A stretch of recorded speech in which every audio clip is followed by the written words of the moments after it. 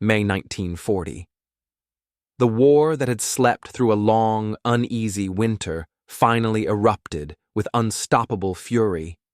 The German Blitzkrieg had torn through the Low Countries like a storm, Belgium collapsing, Holland burning, and France reeling under the weight of the Wehrmacht's advance. The Allies, confident in numbers but crippled by outdated tactics, now faced annihilation.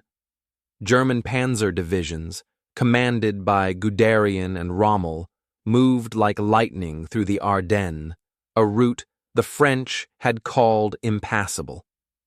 Within days, they broke through to the Channel, cutting off the British Expeditionary Force, French First Army, and Belgian troops from the south. Nearly 500,000 soldiers found themselves trapped against the sea. In London, Winston Churchill had been Prime Minister for barely 2 weeks. He looked at the map and saw disaster. An army encircled, a nation's lifeline doomed. France was collapsing. The question was no longer victory but survival. The German offensive was not merely an attack, it was a revolution in warfare. Tanks, aircraft, and infantry moved as one, guided by radio and precision timing. Every weakness was exploited before the Allies could react. Cities fell in hours, divisions vanished in days. French commanders still fought a war from the last century, waiting for orders that never came. Allied lines crumbled under the weight of a strategy they didn't understand. In the skies, the Luftwaffe reigned supreme. Bombers turned retreating convoys into infernos, while dive bombers screamed over bridges packed with refugees. By mid-May, the German spearhead reached the sea near Abbeville. The Allies were trapped in a pocket stretching from Lille to Dunkirk, a shrinking island of resistance surrounded by fire. The Blitzkrieg had worked. The encirclement was complete. As the German tide rolled westward, Belgium fell apart. King Leopold III, facing impossible odds, surrendered his army on May 28th, a decision that fractured the Allied command. To the British, it felt like betrayal. To the Belgians, it was survival. But it left the British Expeditionary Force exposed, with German armor closing in from every direction. Roads leading north were choked with refugees, families, carts, livestock, all fleeing the same invisible terror that had consumed Poland months before. Bombs fell indiscriminately, scattering columns of soldiers and civilians alike. The road to Dunkirk became a river of chaos and smoke. In those final days, the dream of defending Europe died. What remained was the desperate hope of saving what was left of its armies. The trap closed swiftly. Guderian's tanks raced through Flanders, reaching the coast faster than any army in history. The Allies tried to counterattack, but their fragmented forces were no match for the German war machine. The British and French fought bravely at Arras, but their tanks were too few, their coordination too slow. By May 24th, the British Expeditionary Force was backed against the Channel. Only the narrow beaches of Dunkirk remained between them and captivity. The world held its breath.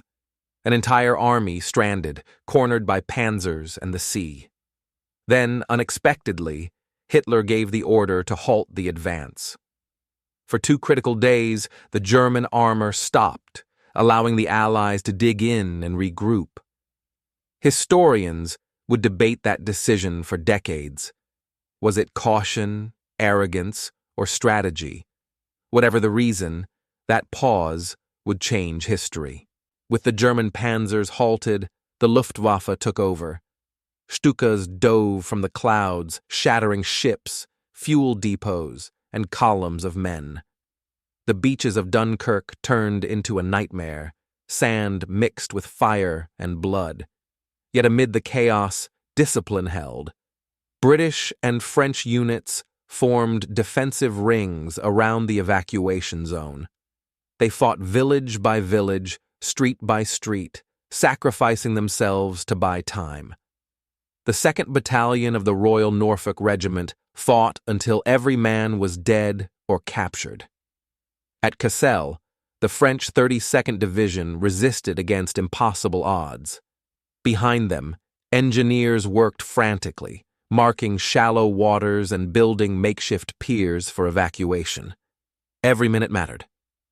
The men holding the line were not fighting for victory. They were fighting for escape. May 26, 1940. The beaches of Dunkirk stretched endlessly, a wasteland of men, metal, and misery. Nearly 400,000 Allied troops were trapped on the sand, with German divisions closing in from every side. The tide brought wreckage ashore, helmets, rifles, lifeboats shattered by bombs. The sea itself seemed to whisper defeat. Lines of exhausted soldiers stood knee-deep in water, waiting for rescue that hadn't yet come. Stuka dive bombers screamed overhead, scattering the ranks and setting ships ablaze. The harbor was destroyed. The moles were broken. Still, the men waited, calm, silent, disciplined. They were soldiers without an army, survivors without a plan. In London, Churchill faced the impossible: save the British Expeditionary Force, or lose the soul of the nation. The world believed it was the end.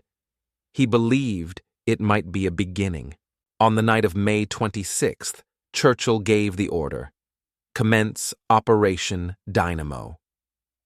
From the underground tunnels of Dover Castle, Admiral Bertram Ramsay coordinated the greatest rescue in history.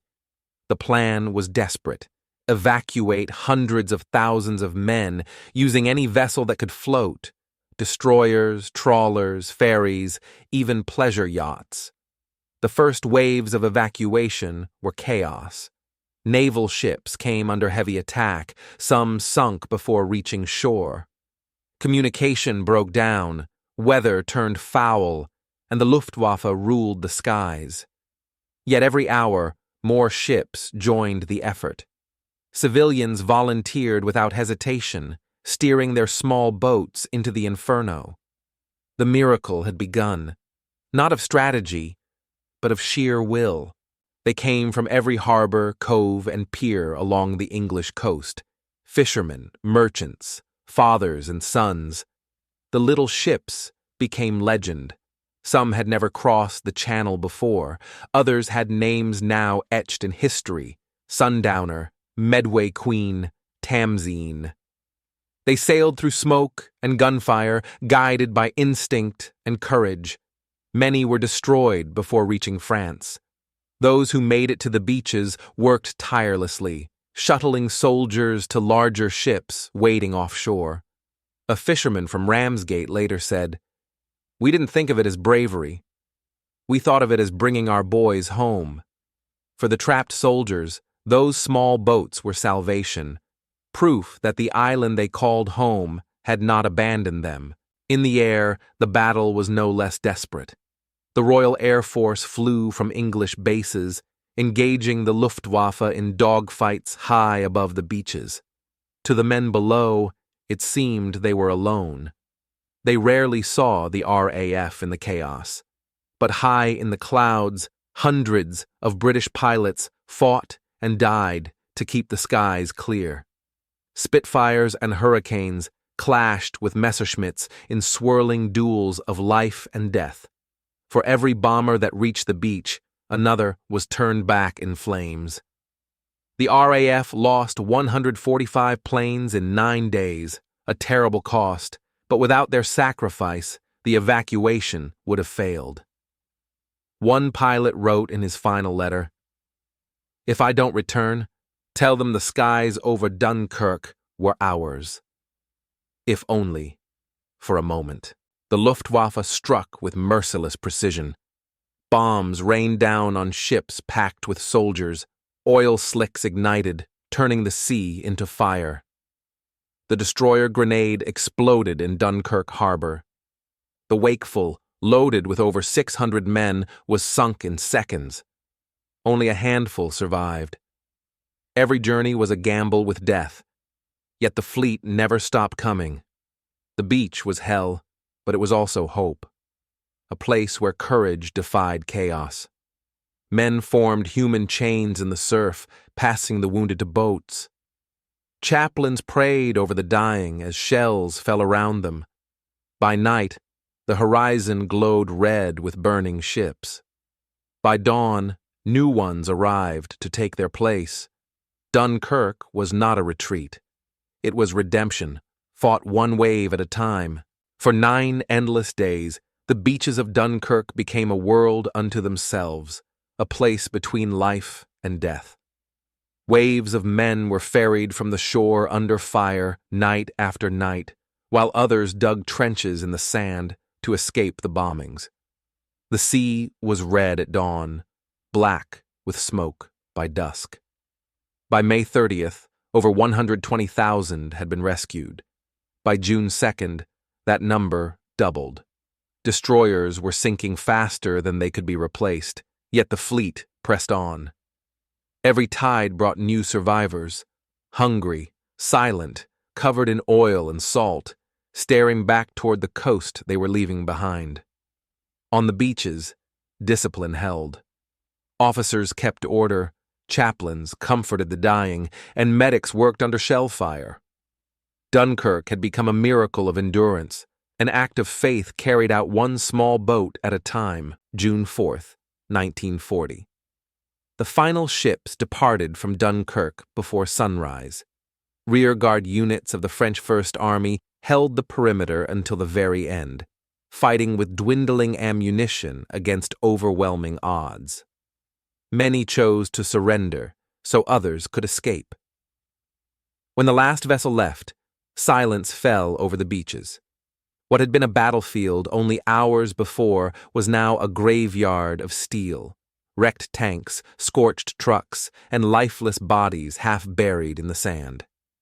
In London, Churchill received the final signal. Operation Dynamo completed. 338,226 men evacuated against every expectation. Nearly the entire British Expeditionary Force had been saved. But the cost was staggering. Over 68,000 soldiers killed, wounded, or captured.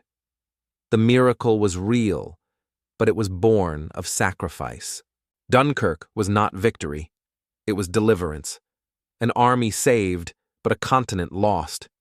France would fall within weeks, and Hitler's flag would fly over Paris. Britain now stood alone, facing invasion. Yet something had changed.